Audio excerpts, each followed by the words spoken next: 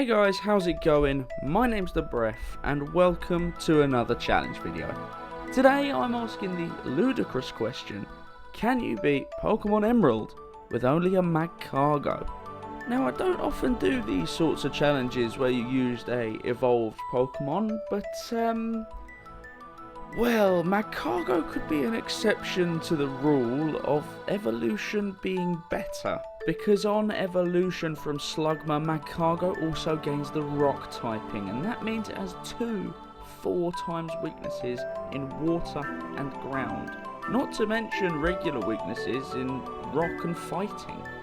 To give Magcargo some credit, it does also come with a heap of resistances and a ridiculously high defense stat. Those stats look like this, and with 60 HP it's not going to be the most tanky Pokemon in the world, but 120 base defense and 90 base special attack, had to read that twice there. We're looking at a Pokemon that can really do some damage in the right way and also take some. The problem is that special defense being 80 is nowhere near as high as its defense stat, and that's kind of what you would like if you're going to face 4 times weaknesses, one of which is special. But do you know what? It actually learns a decent set of moves by level up.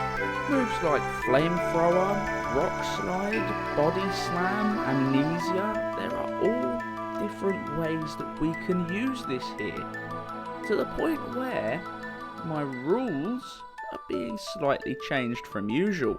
They are relatively straightforward as ever. Magcargo only in battle apart from the 7th gym where we'll need to use something else. No items in battle, but held items are fine. And for this one, if I use a TM, I am not allowed to replace that move under any circumstances. And that means any circumstances. Yeah, I would rather fail this challenge than resort to TM usage if I can help it. Having just said that, I do have one TM in mind, but we do have to wait till slightly later in the game to be able to get our hands on that one. I think I'm only going to be using one TM in this entire run. But between you and me, the only way that we're going to find that out is if we just jump straight into it. So, let the games begin. We kick it off by choosing the female character and giving ourselves a witty and inventive name like Breph. We're then kicked out of the moving truck and told to crack on with our lives. So we head up to our neighbour's bedroom absolutely violate the sanctity of his safe space. Not only do we climb into his bed and rub our oily, uncleansed body all over his crisp new bed sheets, but we also go and make a little grab for his ball that's just sitting there out and about. Obviously startled, he comes back and essentially tells us to crack on and get out of there, which we do, and head north to rescue his dad, who's decided to leave his balls out and about in the presence of a little creature. Anyway, at this point we get to choose our starter, and naturally we've replaced Torchic with Magcargo, and this does mean that, oh boy, am I in for a treat, because our rival Brendan is going to have the Mudkip line, and that means it's going to have both of our 4 times weaknesses in its arsenal.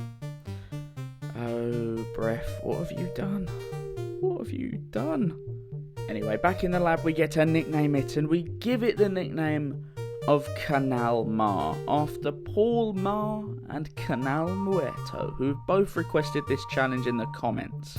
Hopefully we can give them a good show, but the first thing to do is head up to challenge our rival, who has a Mudkip that only knows Tackle as its offensive move, so given our ungodly defense stat, I don't think it needs any explaining what happened here.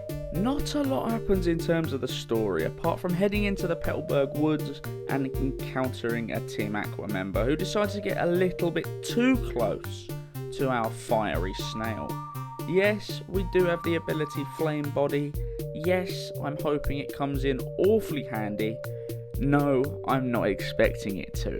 But with him out of the way, we head in to try and fight Roxanne and realise very early on Being weak to rock type moves is not a good situation to be in when you're taking on a rock type gym.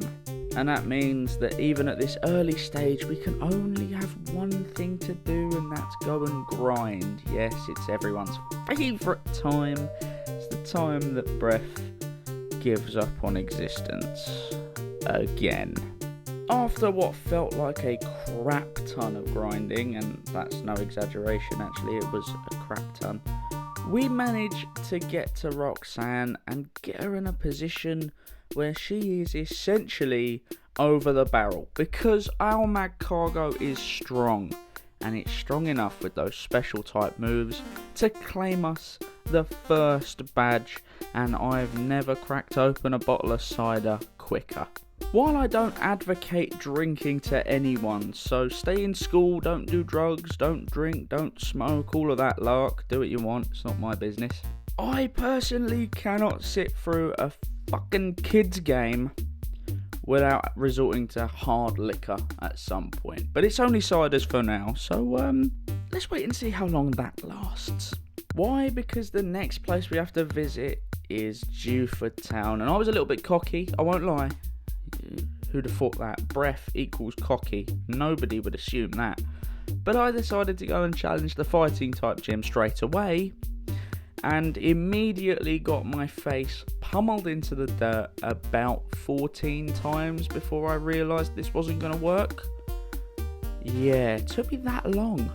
Anyway, I eventually give up on that task, and I have to head through the cave to meet Stephen, where I deliver him his little letter full of suspicious white powder and a razor blade.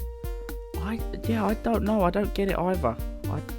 What could he possibly want to do with a razor blade and a little bit of flour? Either way, he runs off and we gain access to Slateport, which is where I go to do some training.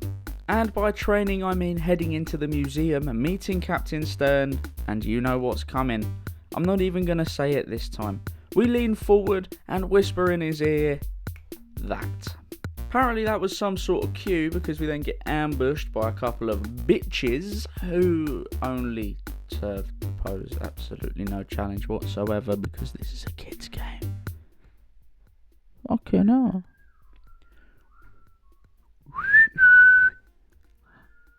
Honey, I'm home.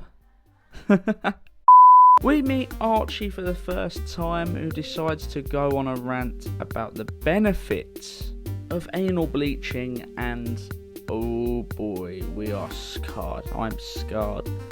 I am so scarred because I named my Pokemon Canal, which if you break it down is basically just sea anal, and oh no, never Google sea anal. Don't do it. It's not worth it. If you do, you need therapy. That's all I'm saying. I need my counsellor back. And I thought that was going to be my only breakdown of the game, but yeah, nah, it wasn't. Because next we have to fight that rival again, and this time he has that Marshtomp that I am so dreading, because it not only knows Water Gun, but it also knows Mudshot, and I'm in a lot of trouble when it comes to those two moves. How much trouble? Well, again, this was one of those fights that took me multiple attempts before I realised the best bet was just to bug out of there and do some grinding again. Unfortunately, it came down to that. Partway through that grind, though, I realised that I should just stop failing and go back to challenge Brawly. So the good news, we one-shot his entire team this time, so that's 2 badges down, but it still doesn't overcome our obstacle in Brendan. I was playing around with tactics, I was playing around with different move combinations, and then I found it. I found the one, and I won't lie, it was close. This was touch and go. This was not very fun at all, but we do manage it, we do. And that means that we have gained access to Moorville. And what happens in Moorville? Well, we have to go and fight Wally. Why? Because he's put his arse right in front of the gym that we need to go to. This game wasn't too good at giving us challenging mandatory fights, apart from the rival, because Wally, well, I say the rival, Wally is the rival in this game, but I meant Brendan. But this time, Wally's only got his rots. And yeah, look at that, it's dead. Woohoo! So dead that we're never going to see it for the rest of the game. We won't see another Ralts in Wally's team for the rest of the game. So, having sent his single Pokemon up to the great gulag in the sky, we head in to fight Watson. Now, in truth, I went into this fight expecting to lose and being prepared to have to put my brain to the test in terms of either grinding or finding another strategy. But then it happened. We got into the fight and we realised that for some reason, and I can't quite work it out, his Steel-type Pokemon didn't really enjoy the fire that much. Shock horror, that one. And it wasn't just his Steel-type Pokemon, it was the others as well, because for the first time since I think I did a casual playthrough with a Mudkip and a Marshtomp, I've beaten Watson first time. With my mind successfully blown, we head through probably the worst bit of the story, to be fair. We have to go up through Follower Town to Meteor Falls to watch a single cutscene, to only then have to double back on ourselves and head up to the top of Mount Chimney, where we get to fight Maxie. He kicks off with his Mightyena, which of course has the ability Intimidate, which essentially renders our rock-type moves even more useless than they were before. But we got a secret weapon up our sleeve, and that's a decently strong fire-type move. And surprisingly, even against his Camerupt, a decently strong fire-type move on a Pokemon that's got decently strong special attack, that's also stab, it doesn't do that bad. We beat him first time and the volcano is clear. After that fight, I do spend a while weighing up whether or not I wanted to put return on the moveset, but ultimately I decided against it because that TM will not be my TM. I wonder if anyone sees where I'm going with this. So the fourth badge belongs to Flannery, the fire type gym, and you'd think going into it that we've got resistances to fire, that we'd be alright. You'd be wrong. For some reason she took me way too long. I mean, we're talking double digit attempts here, and that means we're bordering on numbers that I can't even count to. But eventually, after enough luck, enough strength, enough Sambuca that flowed through my veins, and yeah, there was a lot of bloody Sambuca that night. Holy shit. I got so drunk that night, I passed out against the side of a building in the pouring rain. All because of the recording of this Magcargo challenge. I had so much to drink that when I got up the next morning to begin this challenge recording again, I was still drunk. For about the next 90 minutes, 2 hours, I was still drunk. And that meant that we had to fight Norman with an intoxicated Breph. So we stagger into our father's gym, who looks us in the eyes and calls us a disappointment. And in my drunken rage, I challenge him to a fight. And that went swimmingly, unbelievably swimmingly. We head in, we kick it off, and before long the fight's over. I'm not going to lie to you, not going to waste anyone's time. Norman was a complete pushover, despite the fact he's got Slacking in his team. A Pokemon that has got higher base stat totals than a pseudo-legendary. Anyway, the completion of this fight gains us access to Surf, and that means we can head off towards the Weather Institute, where of course, fuck all happens, we knock aside the admins, and then it all kicks off again. We have a fight this time with our not-so-rival Brendan, who's still got that Marshtomp. Except this time the tables have turned, and they've turned incredibly well.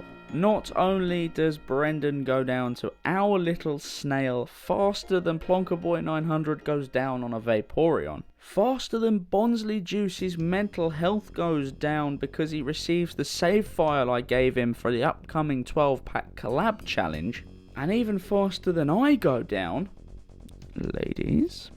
But he does so causing us no real no real challenge. I mean, surprisingly, this was the easiest fight probably of the game so far, even easier than Norman. And that means we're in Fortree City already, and I was expecting Winona to be a little sneaky. I was expecting something up her sleeve, something up her wings. She got wings? She's a flying type user.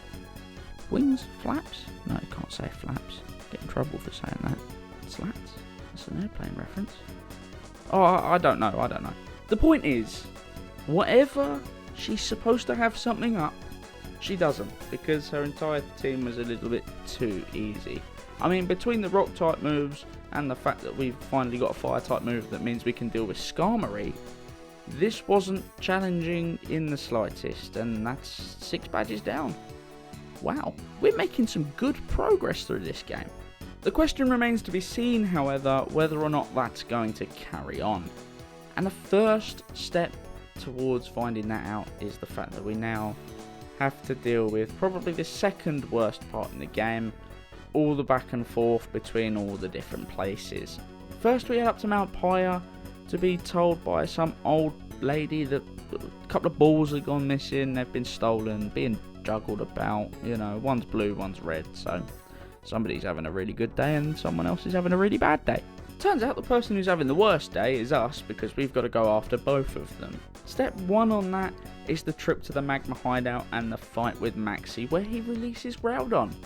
That fight poses absolutely no challenges whatsoever. We managed to beat him last time, we managed to beat him this time. It's just made a lot easier by the fact that we've got such overwhelming level difference and we're powerful enough to do it. There's not really much more that needs to be said about this fight, to be honest with you. The next one is heading over to Slateport, where of course we see it all kick off. Archie arrives, steals a submarine because he's an idiot, and then makes his way over towards Lily Cove, which he tells us for some reason, and that means that's where we're going. In the hideout, he sails off and we knock aside his admin with impeccable ease, and opening the door to the 7th gym. Tate and Liza, Tate and bloody Liza. What is it about this fight that is usually so difficult for a challenge video? I mean, killed me. Cannot wait until I do Chincho only. Genuinely, water and electric type moves, yes please, get in me. But this fight isn't like that because we got neither. Essentially, this strategy here is to fucking deal with it. Part of the process of fucking dealing with it was deciding to go and pick up a team.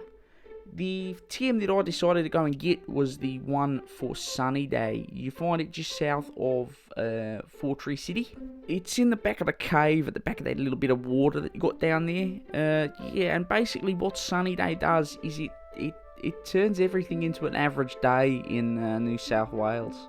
And that was the strategy that I decided to employ for the 7th gym against Tate and Liza. I have no idea why I decided to go Aussie there, and I genuinely don't know whether or not that was a shocking accent. I apologise so hard to HPT, who's pretending to be an Aussie, despite the fact that we all know that he's Northern. Yeah, that's right, HPT. I'm coming for you, son. I'm joking, I love you. Love his content. Everyone go and check out the Honest Pokemon Trainer. His channel link will be in the description. Genuinely one of the funniest blokes I've ever met. If you like my content, you're gonna love his. But yeah, with Sunny Day as the TM of choice for this one, there's not really much more I need to say. It's gonna boost the power of Flamethrower, and I think we're gonna need that to get through. And then we gotta get into it, and it's time after time after time, and I'm genuinely crying inside every single attempt, because I know that the gym that comes after this is gonna be so much worse, and there's nothing I can do about it. Tate and Liza were just a case of trial and error. I'll be honest, it was as simple as that. I made a terrible mistake halfway through when I went to gain some levels and decided that it would be a good idea to replace Rock Slide with Body Slam in the hope of paralysis. And then I realised that my physical attack is essentially dog shit, and it was a useless thing to do because Rock Slide was more powerful anyway, thanks to it being Stab. Hashtag Breff's a pleb. But yeah, my drunken idiotic decisions aside, we do manage to beat them eventually. And it took a lot longer than I was hoping it would. And it was a lot more painful than I was expecting it to be.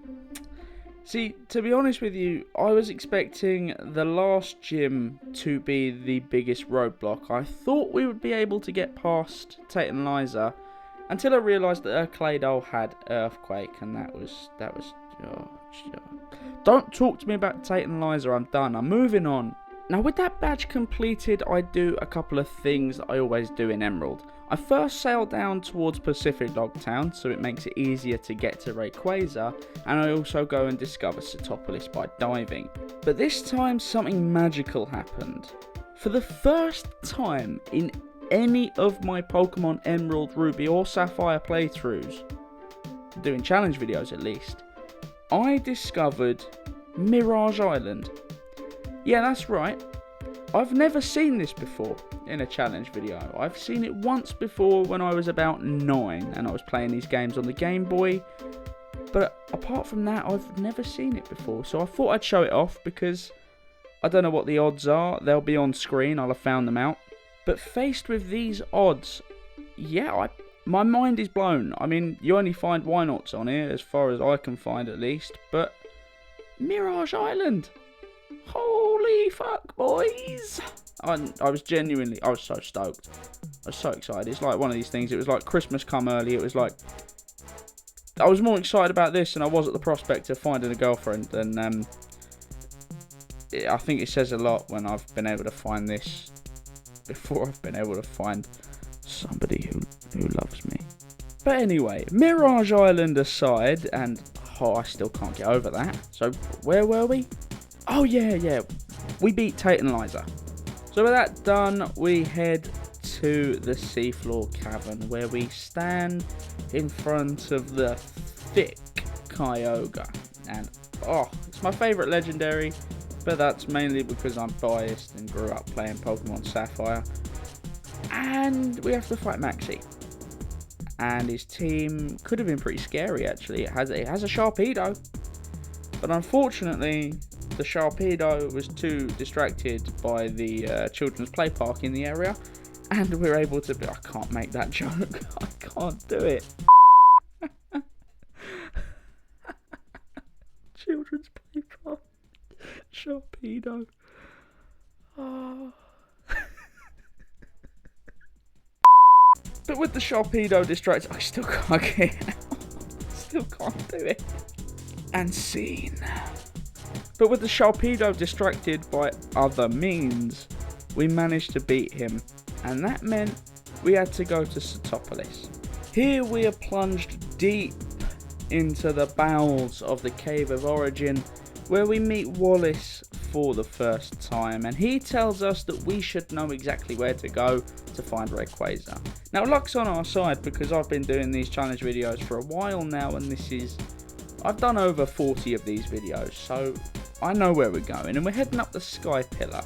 Up the top there, we meet the giant lizard thing, and damn, I'm surprised there have not been any sort of Reddit copy pastas about that thing, because you gotta wonder what that tail be doing though.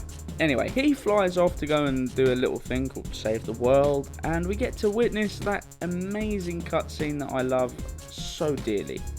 And that is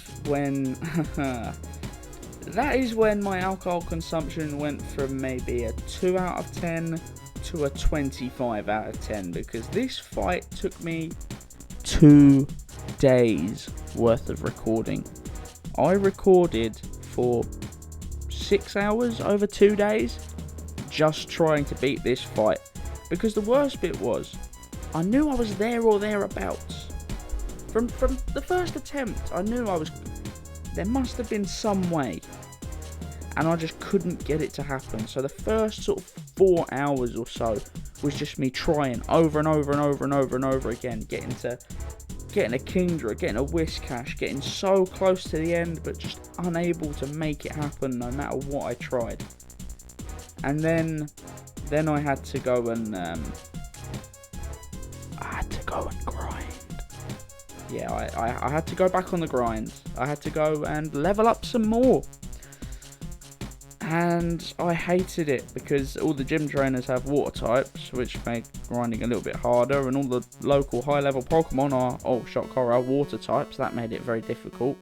And some of the trainers that I'd left behind had 2 low-level Pokemon to be worth me going back for. So,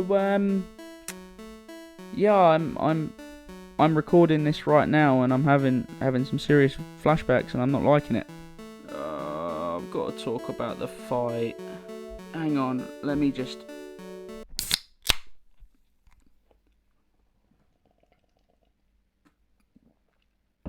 Oh. Yeah, this fight was so bad that I've actually got to have a can of beer while talking about it. The problems were just stacked against me from the start for this one. We had Love Disc with Sweet Kiss, Lovely Kiss, whatever the... I don't know. This isn't my first beer I've had during this challenge recording, or this audio recording, and it's currently 11:30 in the morning. The life of a challenge runner. But even so, getting past Love Disc wasn't the problem.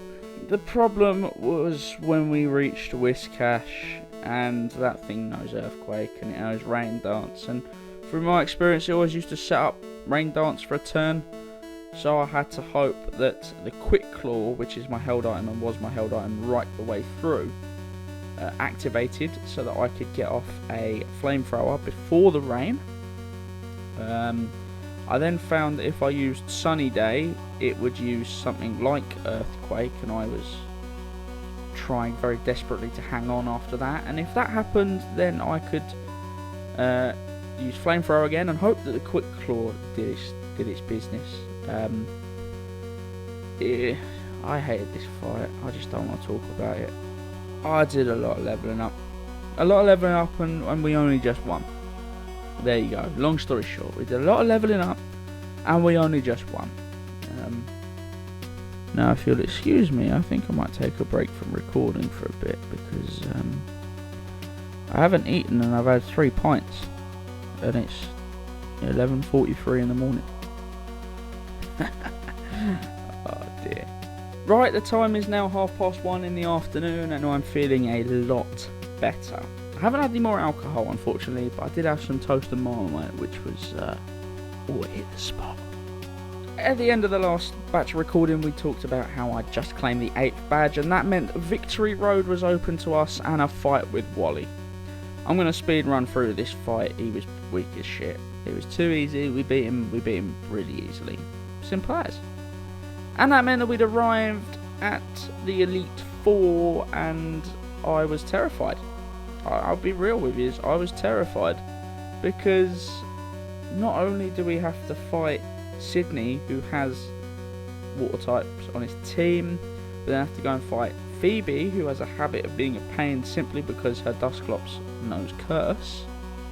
And also we have to fight Glacier, who has part water types, and Drake, who is always a pain. He's got a pretty good team, but he's always a pain. So I decided to kick things off straight away as we are. I did a bit of levelling up in Victory Road, I'm not going to lie, but we're not max level, and we go and start the fight with Sydney. Now, Sydney's problem is that he chose to have part grass types on his team, which meant that our flamethrowers were really effective. For the most part, his entire team was easy. I mean, we'd just taken down a Crawdon in Juan's gym, so Sydney's Crawdon didn't cause us any problems. Neither did the rest of his team, to be honest, and just like that, the first member of the Elite Four is down. The second member is Phoebe, and I was pleasantly surprised, actually. We beat her first time of asking. First time! Yeah, I was kind of surprised that her Dusclops didn't use Curse, but a cheeky little flamethrower sweep was all that was needed. I'll be honest, I really feel like I need to make a joke or say more, but I think for once I've said all that needs to be said. Glacier, however, was a different story. She didn't take me one attempt, she took me a few. She's got multiple members of her team, Celio and Walrein, that are part water type and therefore not as effective with the flamethrowers. And she's also got a couple of Glalie, which of course being pure ice type, are weak to the flamethrowers. It did take me, I believe, 4 attempts, and that was just because her Walrein was incredibly powerful with Surf. I learned on that 4th attempt actually to set up a sunny day if the Celio used hail. But other than that, it was just a case of use flamethrower and sweep your way through it, just the same as Phoebe. Drake, however, was, how do I put this politely, a bastard. Yeah, I had to leave the Elite Four and go and do some more grinding, I think, at this point, because for some reason I just couldn't get past his Salamence. It just wasn't happening. I wasn't strong enough. And then of course he has other members of his team, i.e. Kingdra, that let's just say, if I was to wake up one morning and hear that Drake's Kingdra had been, oh I don't know, stuffed into a bin liner and drowned in the Thames, I wouldn't be particularly disappointed or upset. Because this was the Pokemon that caused me many a reset, and no matter what I tried, I couldn't seem to make it stick. Even with a sunny day up, he was capable of 1 or 2 shotting me, because I would take damage elsewhere. A lot of the time it was a 1-shot. For some reason I just couldn't seem to get through it.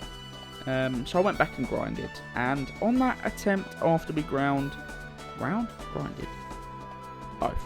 Either way, on that attempt we were successful. It was the first attempt back after the grind, and we were level 92, I believe, and it was a close one.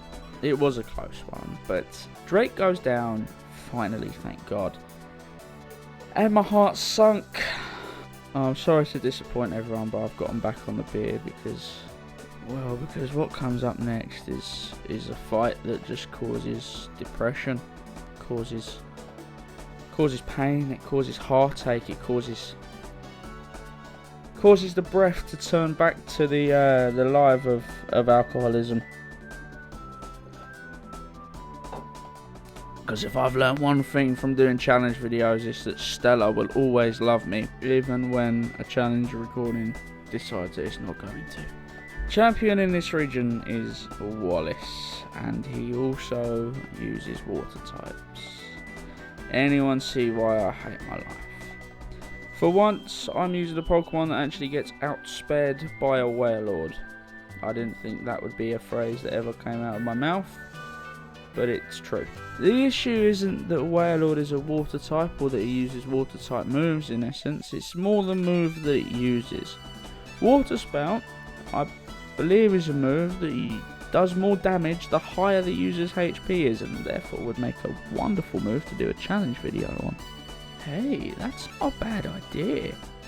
If we can get a ludicrous 300 likes on this video, I will do a water spout only run through a game of your choice. If we hit 300 likes on this video at any point, I'll put a poll on my community tab and you guys can decide what game I want to do, because it would make a pretty interesting run. Drunken Breph should not be making promises, but hey, it's done now. The problem is we have to rely on the Quick Claw, and I'd be lying if I said I didn't use save states here, because I was just getting too bored of hitting Control R and going through all of the dialogue again. I just straight up Control R and Control R myself into a spiral. Forgive me, I feel my flatmate has just tried to kill themselves. Which one of you has tried to die? No, that is totally staying in the video. Yeah, look. Once we get a good run and we manage to get Rock Slide off and we do some damage, obviously Water Spout, Water Sport, whatever it is, it doesn't do as much damage. Look, I'm not going to lie to you, because I respect you all too much. I use save states. We managed to get rid of Wailord. I put up a save state. But the way I do save states is not the way that some people do save states. And it's probably not the same way I would do save states if I was going to do a can you beat X game without being hit challenge. I defeat a Pokemon, I put a save state at the start of that Pokemon, and then I leave it. So I try and keep the authenticity of the run going, but I feel like this has just descended into alcoholic chaos, so who really cares? I'm gonna cut a really fucking long story short now, guys, and just say that it took a very, very long time, but the good news is that Wallace is beatable. We manage it, we do it. I don't know how, I don't know why, but we do. Hey, look at that. We got a lovely victory royale in the war zone. No trips to the gulag. Many trips to the fucking gulag. But just like that, we've claimed our place in the Hall of Fame with Turbo the Snail, who's not called Turbo the Snail, but thank you so much for that recommendation of the name. If it wasn't for Canal Muerto and Paul-Ma recommending it as a challenge first, I would totally have used Turbo. But we got our Snail, we got our Armaldo, we got our Grovyle, we got the Brephish Empire in the Hall of Fame, deservingly so, because you guys, all of you, have been so supportive of me, and it's overwhelming the amount of respect I've got for all of you, the amount of love I've got for all of you, for sticking by me, especially given the controversial nature of the stuff that I put out. You know, the jokes, my sense of humour isn't for everyone, and I apologise if I upset anyone, but the amount of respect I've had and positive responses from so many of you just touches me in many, many inappropriate ways. Yeah, I'm going to go to the police for that. But I'm not going to go to the police until we've at least attempted the post-game fight with Steven. Don't drink and Pokemon, people. It's not good for your liver or your health. And don't drink and challenge record. It sets a really bad example for the children. Not that any children watch this. No children. There's a disclaimer on my about page. I am a potty mouth. I do have that in the disclaimer on my about page. It's on screen now. If you're offended by vulgarity or adult content, two things. One, what the hell are you doing on my channel? And two, how the fuck have you made it to this point in the video? And I mention that now because Steven was a fucking nightmare. Of course, at the end of the champion fight, we were max level, so there's nothing else we can do. And that was fucking close. Steven was even closer. I used save states again, I'm not going to lie to you. I did use save states, essentially, because if we took damage from Skarmory, we had to reset. And there were this wasn't as long as the champion fight, but it was fucking up there. I hate Magcargo. You know, I did the challenge with the Baltoy, I gained massive respect for Baltoy. I gained huge respect for Caterpie when I went through that run.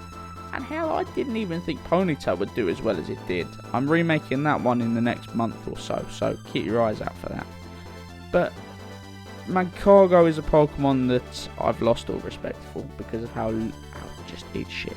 It's genuinely shit. The order of Steven's Pokemon was slightly different to how I'd ever seen it before, obviously starting with Skarmory and then bringing out both his fossil Pokemon, Cradilly and the OG Armaldo.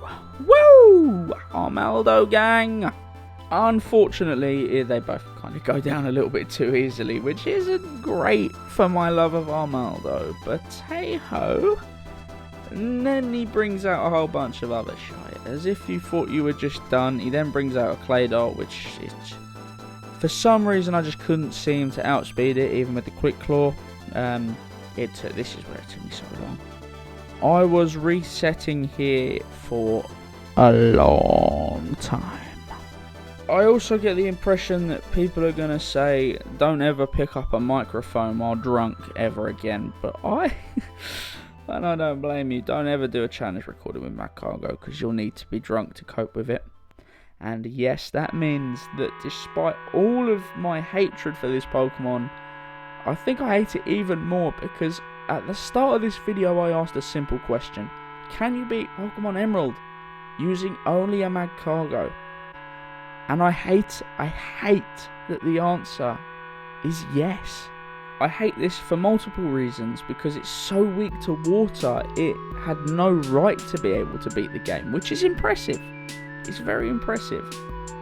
But it also meant that it took me forever to do, and I obviously have a lot of resentment for the fact that it took up so much of my time. But, and my alcohol storage, I'm not going to lie. Before I moved to my new flat, I made sure I went to Costco and bought 48 pints. 48 pints of alcohol, not including spirits. This is just beer and cider. And I think I've only got a quarter of it left. Now, part of that's because I moved into a new flat, and the other part is because of fucking Magcargo. I guess the question is, would I recommend this challenge? And actually, I would. Because this is a challenge that was done in layers. There were layers of this game that were difficult, and there were layers that were really simple. Would I recommend doing it without using zigzagoons and getting them to the point in this game where they can collect rare candies? Absolutely not. Because without them, this challenge would have been nigh on impossible. Nigh on impossible.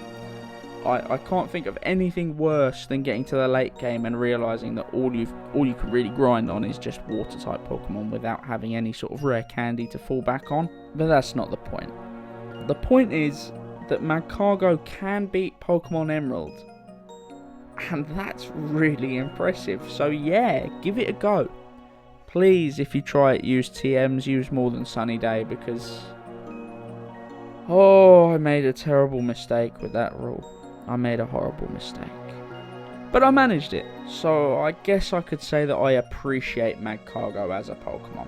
But guys, I've started drinking, so I better continue. So, thank you so much for watching. Please do like and subscribe if you enjoy the channel and the content. It's free, and it really helps me out. We are so close to 2,000 subscribers as well, which is just mind-blowing. I remember back in April when I hit 1,000 subs, and here we are in early July, mid-July, and we've hit 2,000 subs essentially. We're so close. I can't thank you all enough for the continued support that you give me and this channel, and hopefully before long we'll hit many more milestones together, and we can make fabulous videos. Well, not fabulous, I mean they're done by a complete... Listen, I've got no idea what the fuck I'm doing when it comes to video editing and recording. I'm just a drunk who plays kids games not even for a living, for fun. But look, if you enjoy that stuff, then please do whack a suggestion in the comments, whether that's a Pokemon you want to see showcased, or a challenge that you think will mean that I have to get pissed drunk before midday again, and possibly for multiple days during the challenge recording. Then please do it. I will whack it on the list if I like it, and keep your eyes peeled, because someday you may just see your name in the video.